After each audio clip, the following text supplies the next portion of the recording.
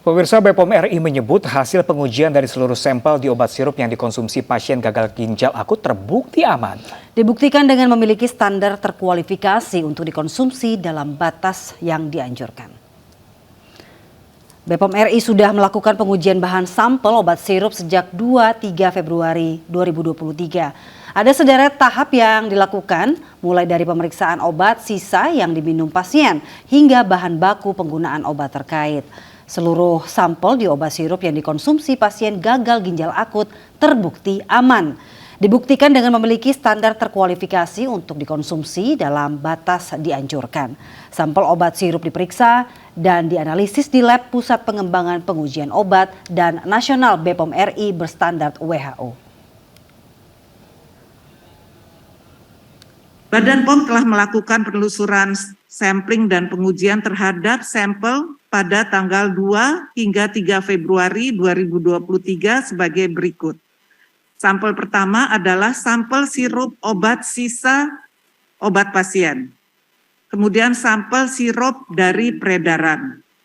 Sampel sirup dari tempat produksi yang merupakan retain sampel dengan nomor batch yang sama dengan sampel yang dikonsumsi oleh pasien. Kemudian sampel sirup dengan batch yang berdekatan dengan sampel sirup sisa obat pasien.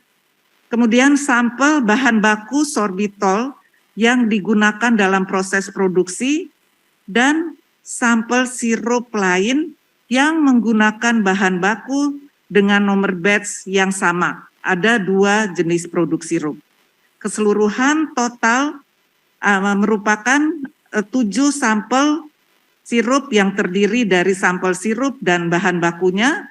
Di atas telah dikirim ke Laboratorium Pusat Pengembangan Pengujian Obat dan Makanan Nasional, Badan POM, untuk dilakukan pengujian. Perlu kami sampaikan dari hasil pengujian terhadap 7 sampel yang tadi sudah disebutkan, hasil semua pengujian sampel tersebut adalah memenuhi syarat.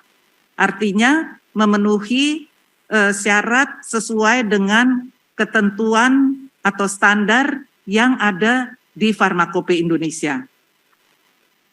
Namun demikian Bapak Ibu, setelah kami mendapatkan hasil tersebut, tentunya dalam rangka kehati-hatian dan sebagai langkah antisipatif, Badan POM telah mengeluarkan perintah penghentian sementara produksi dan distribusi terhadap obat yang dikonsumsi pasien pada tanggal 4 Februari 2023.